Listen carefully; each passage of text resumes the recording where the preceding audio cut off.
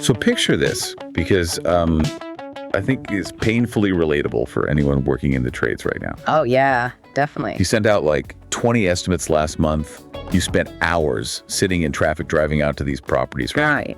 And you spent even more time pacing around, measuring spaces, taking all these notes. And then you're crunching numbers late at night at your kitchen table when you really should be relaxing. The classic late night estimating session. Exactly. So you finally hit send on those 20 emails. And then 16 of them just vanish into a total black hole. Yep. Ghosted? No callback, no text, absolutely no response. Yeah. You're just sitting there staring at your inbox, wondering, what went wrong and feeling like you just wasted a massive amount of your life. And Justine, that black hole is the silent killer of construction businesses. I mean, it drains your time, your energy, your profit margins. It really does. Oh, by the way, I should probably officially start us off. Welcome to Scaling Legends, everyone. I'm Justine, your host. And I'm Nicole. Happy to be here diving into this with you, Justine. So glad to have you, Nicole.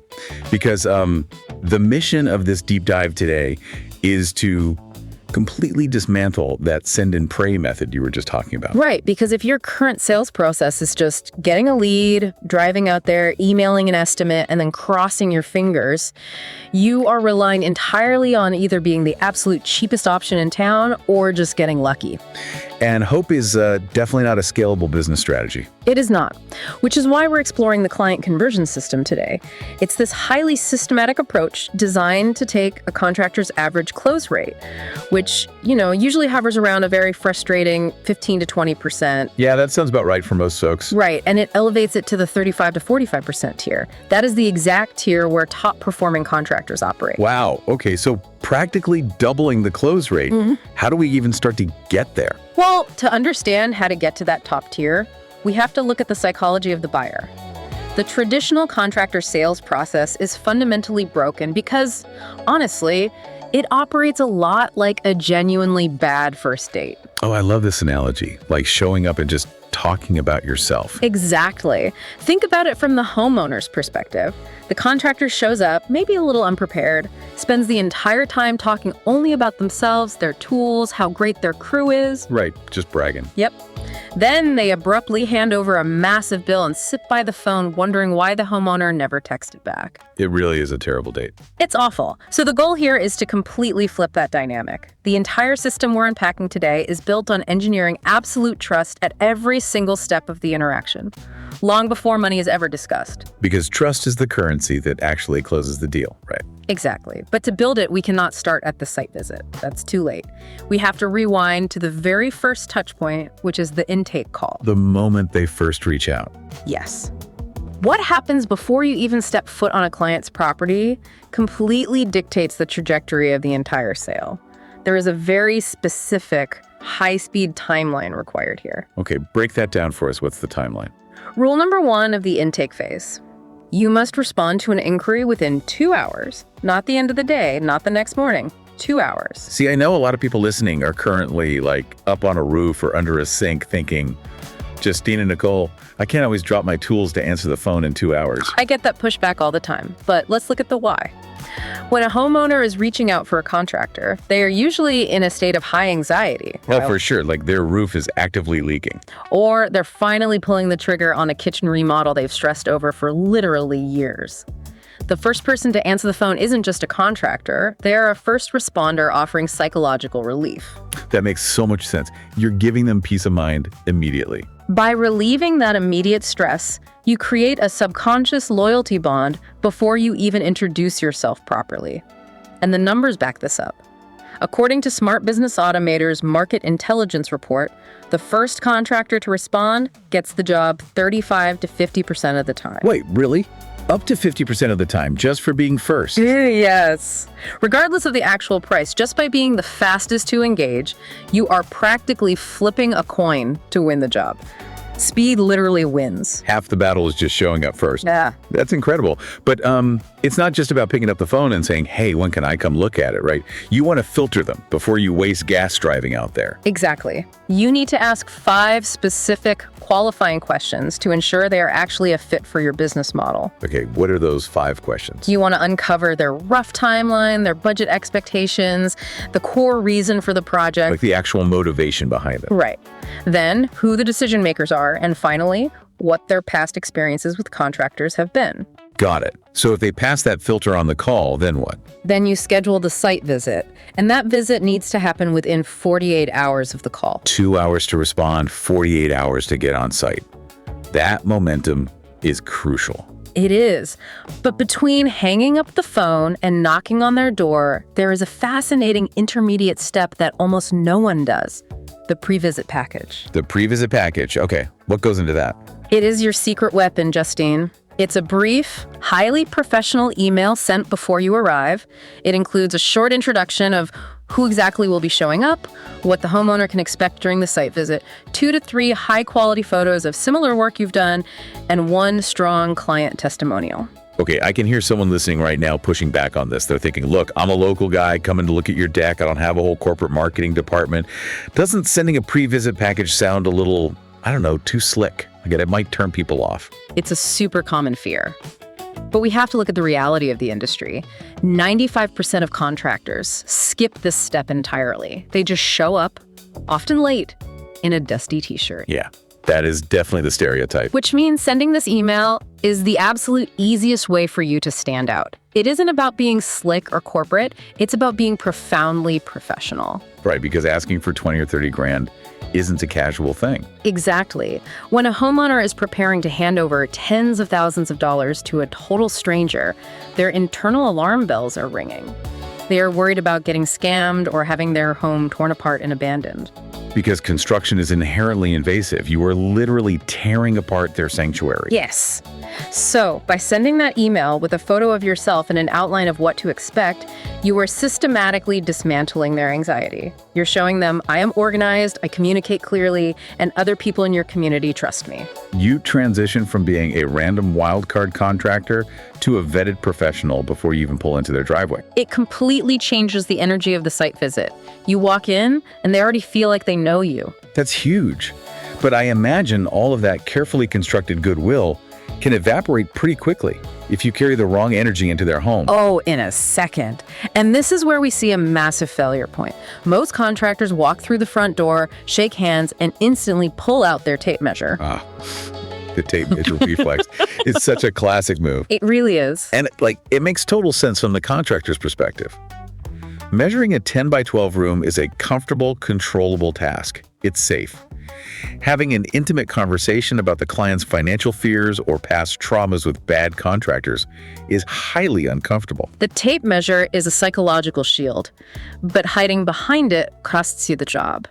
This is why you must implement the 10-minute rule. The 10-minute rule. Okay, explain that. For the first 10 minutes of any site visit, your tape measure stays in your truck or locked in your pocket. You do not measure a single physical thing. Really? You're just talking to them.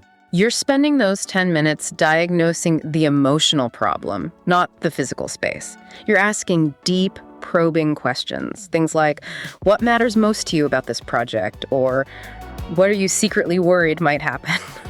Those are great questions. And the most powerful question of all is, what went wrong with the last contractor you hired? Oh, wow.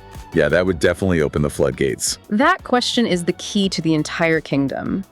Understanding client anxiety is infinitely more valuable than measuring the square footage of a bathroom. Because it tells you exactly what they value. Yes. If the homeowner tells you, the last guy left a layer of drywall dust over my entire house every single day and ruined my lawn, you now have the exact blueprint for your pitch. Right.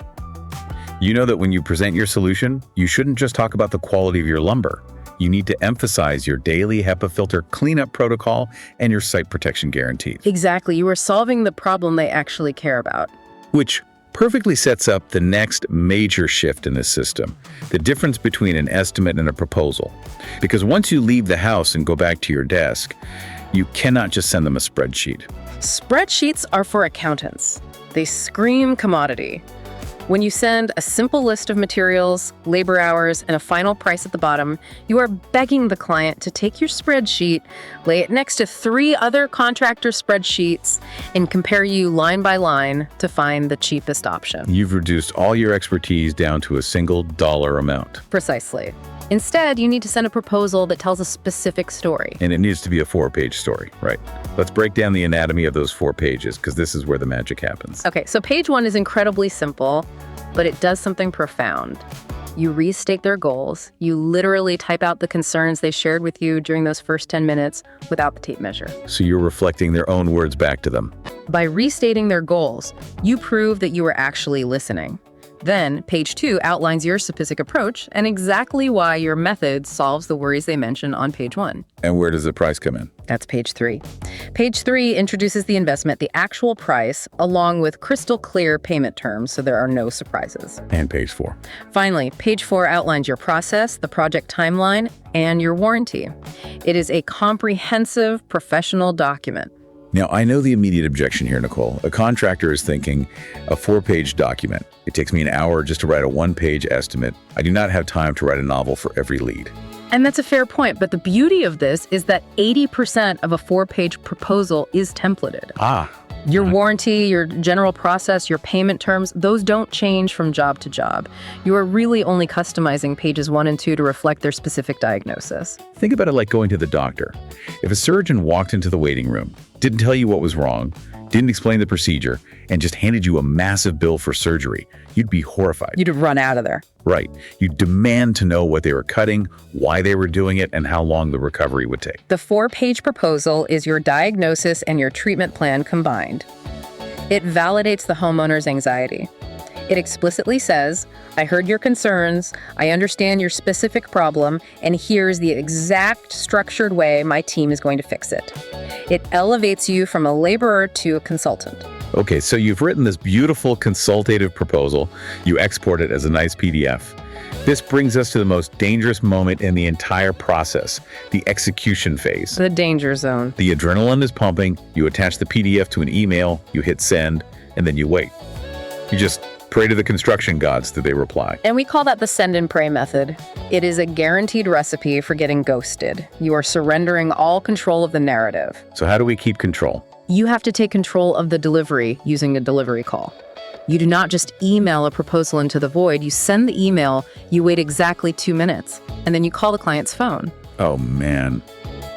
This sounds incredibly intimidating for someone who hates feeling like a salesperson. What is the actual script when they pick up? It's actually designed to be entirely low pressure. You simply say, hey, I just sent the proposal over to your inbox. Do you have 10 minutes to open it up and walk through it together right now? That is a brilliant way to maintain control, because if they open it on their own, they are immediately scrolling past page 1, page 2, and page 3, straight to the bottom line to look at the total price. Exactly. But if you are on the phone with them, you guide the tour. You force them to experience the value before they see the cost. That's so smart. And more importantly, when they finally get to page 3, the price, and you hear them take that sharp intake of breath because it's more than they expected, you are right there, live on the phone, to address their hesitation. You can talk them through it. You can calmly remind them of the comprehensive warranty on page 4, or the premium materials on page 2. You can answer their objections in real time. Implementing this live walkthrough literally doubles your close rate compared to just emailing a document. Doubling the close rate just by having a 10-minute conversation. That is the power of systemic trust. But we have to be realistic here. Even with a great delivery call, not everyone signs on the dotted line right then and there. Of course not. They say, we need to talk about it or we need to sleep on it, and that is perfectly fine provided you have a rigorous follow-up cadence. Let's talk about that cadence. Consistency in the follow-up is where the real money is made. The cadence is non-negotiable. Day 1 is your delivery call. If they need time, your next touch point is on day 3. And what are we sending on day 3? It shouldn't be a high-pressure sales tactic. It is just a simple text message. Hi, did any new questions pop up after we spoke? It's casual, it's helpful. Okay, then we move to day 7. This one is interesting because you're kind of shifting tactics, right? You're not asking for a decision, you're offering value. Yes. Day 7 is a value-add touchpoint. You send them an article about how to choose the right plumbing fixtures, or a photo gallery of a finished project that has a similar layout to theirs, or even just a quick tip about preparing their home for a renovation. You're just showing up as a helpful expert, keeping the dream of the finished project alive in their mind. Exactly. Which brings us to week 2. Day 14. On day 14, you get a bit more direct. You ask, are you still considering this project for the spring? And if they still aren't ready? If they say they are still thinking, or if they don't reply at all, you move them into a long-term nurture sequence. 1 touch point per month for the next 6 months. 6 months. Nicole, in the contracting world, 6 months feels like an eternity. If they haven't bought in 2 weeks, most people assume the lead is totally dead. I know, but there's hard data proving that assumption wrong. Right. Actually, according to Smart Business Automator's Market Intelligence report, the vast majority of deals actually close between the 5th and the 12th touch point. Let that sink in. The 5th to the 12th touch. It's wild. If you stop following up after touch point 2, which is what almost everyone does, you are doing the incredibly hard, expensive work of acquiring the lead and then just walking away from the money. It's pure self-sabotage. But contractors do it because they feel uncomfortable. They don't want to be annoying. Right. Let's address that discomfort head on.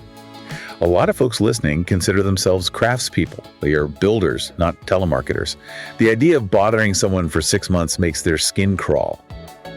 How do you mentally reframe this so you don't feel like a pest? You have to fundamentally change your definition of follow-up. You aren't bothering them.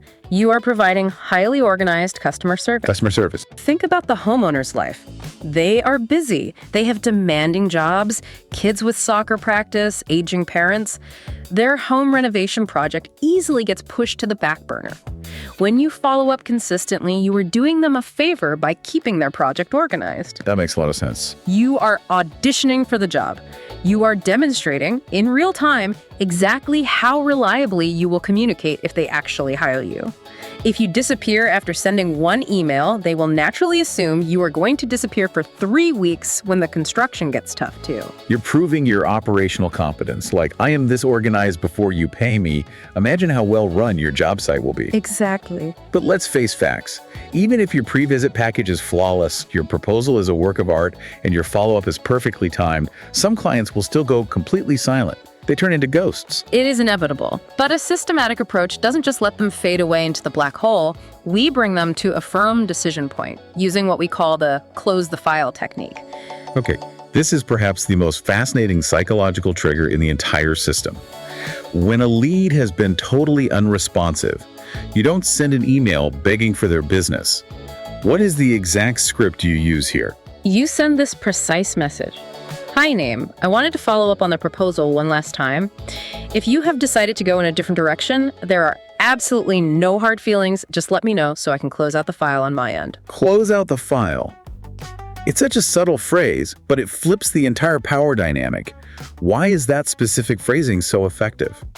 Because it removes the homeowner's guilt while simultaneously creating a vacuum. You're giving them an easy out. Right, they don't have to formally reject you or explain themselves. They're just helping you complete your administrative chores. Exactly. You are communicating, look, I am a highly sought-after professional running a tight ship. I have other projects. I am just trying to keep my own desk organized. Suddenly, the client respects your time. It creates this very gentle professional urgency. And the statistics on this are staggering. This specific language works 40% of the time to get a response from a totally dead lead. Very often, they will reply within minutes saying, oh my gosh, I'm so sorry, work has been crazy, please don't close our file, we still want to move forward. You force a resolution. Now, tracking all of this, knowing who needs a day 3 text, who gets a day 7 value add, who has been unresponsive long enough to get the close the file email, that can be incredibly overwhelming if you're doing it on paper. Oh, impossible. If you're out pouring concrete, you can't be staring at your watch to send an email. This is where you absolutely must bridge the gap between human psychology and technology.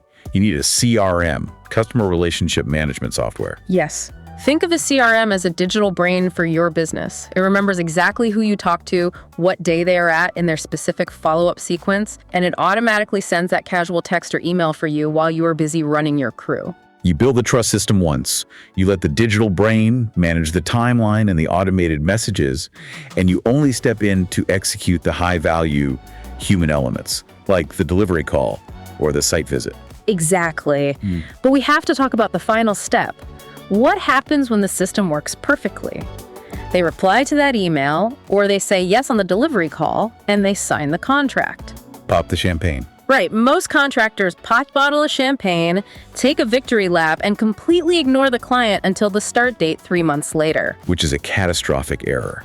Because the moment the ink dries on that contract, What happens to the client? Their buyer's remorse spikes to an all-time high. It's terrifying for them. They just committed $50,000 to a project, and suddenly their house is quiet. They start second-guessing everything. Precisely. To cure that buyer's remorse, you must immediately send a post-close welcome packet. The job isn't done, it's just transitioning. What's in the welcome packet? It outlines the projected project timeline, exactly what to expect on day one of demolition, your specific communication protocols during the build, and the key contacts on your team. It reassures them that they made the right choice by setting a tone of elite professionalism for the entire build phase. It's all about maintaining that unbroken chain of trust. From answering the phone in 2 hours, to the pre-visit package, the 10-minute rule, the 4-page proposal, the structured follow-up, and finally, the welcome packet. When you look at it from a bird's eye view, it becomes obvious why the traditional way fails. Right. When your process is a disorganized mess, the only differentiator you have left is your price tag. But when you implement a client conversion system, your process becomes your ultimate differentiator. They aren't just buying the new roof or the new kitchen, they are buying the safety, security, and experience of working with a true professional. You start competing on price, and you start competing on trust, and trust commands a premium. This entire deep dive has been focused on building absolute trust with your clients to fix your sales pipeline. But I want to leave you with a provocative new thought to mull over. If this rigorous, step-by-step communication system is this effective at eliminating anxiety and building loyalty with homeowners, imagine what would happen if you applied this exact same pipeline logic to how you recruit and hire your crew. Oh, wow. That's a great point. What if your hiring process wasn't just post an ad and hope, but a structured system that proved your professionalism to top-tier talent before they even stepped onto your job site? The mechanics of trust are universal. Absolutely. And if you want to stop juggling all these complex follow-up timelines in your head, the digital tools we discussed can run it for you. If you know a contractor who's dealing with sending out estimates into a black hole and never hearing back, send them this episode. It could completely change their close rate and save them thousands in lost bids. Hit follow on whatever app you're listening on so you don't miss tomorrow's intel. And you really don't have to rely on hope anymore. Go visit smartbusinessautomator.com to learn more about tracking these leads and automating this entire follow-up process with a digital brain. Until next time, keep building systems and keep scaling.